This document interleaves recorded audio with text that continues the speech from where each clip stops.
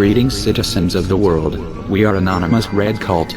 This video will be a bit long, but worth watching for more understanding about ISIS crimes and origin. We always in our Operation ISIS videos, made sure to make it clear that ISIS, ISIL, or Daesh, are just terrorists calling themselves the Islamic State, branding themselves as Muslims, even they have nothing to do with Muslims nor Islamic religion. Now, we were reading an article in the ndmedia.org that support what we have been saying from years, and we felt the need to turn it into a video. The article credit goes to the ndmedia.org, and the author Claire Burnish.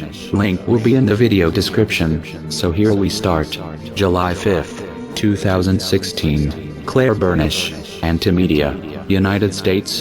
While the terrorist group known as the Islamic State, or ISIS, ISIL, or Daesh, might be a formidable and abhorrent foe, one mischaracterization of these terrorists, repeated far too often by politicians and many in the media, must be put to rest. The Islamic State has nothing to do with Islam, no matter what the group chooses to call itself. For nearly perfect evidence of this fact, consider how many brutal massacres occurred during the Islamic holy month of Ramadan, a period of spiritual reflection, peace, and restraint during which Muslims fast from dawn until dusk, and are encouraged more than ever to refrain from behavior that would be considered sinful.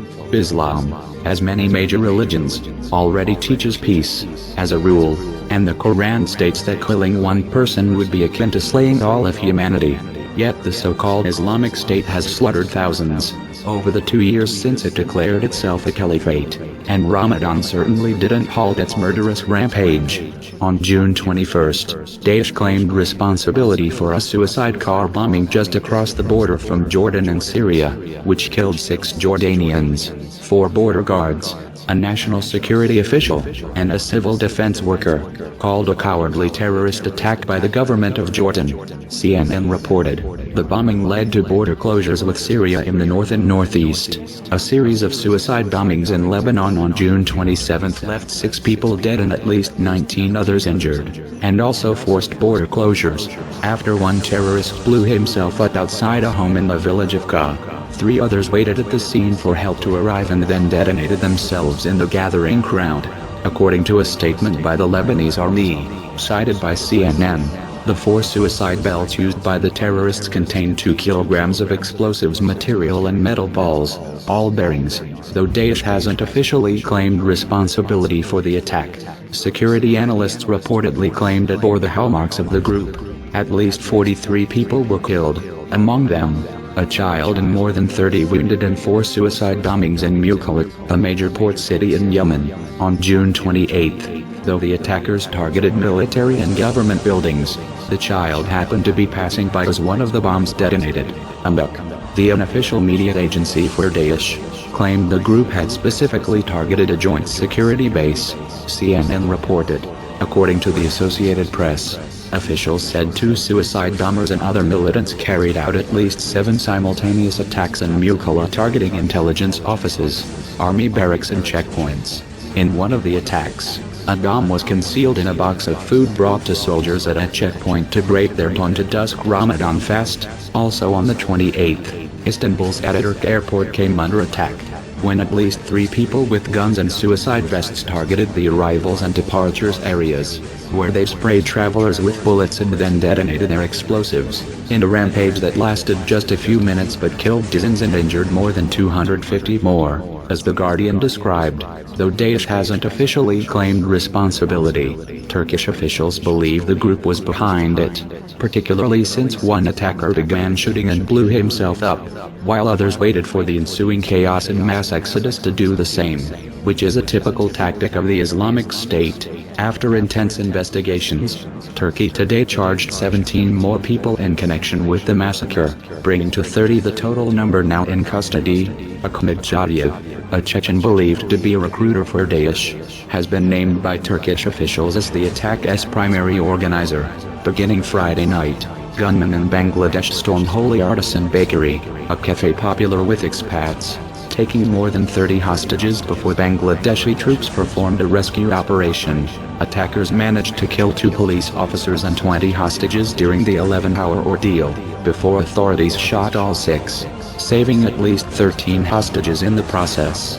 Everyone else ran away, but you couldn't make it, one of the gunmen told a store employee known simply as Mirage the Baker, before strapping him with explosives and gas canisters to be used as a human shield. Gunman said, "That means God wants you to die." Daesh claimed responsibility for the attack.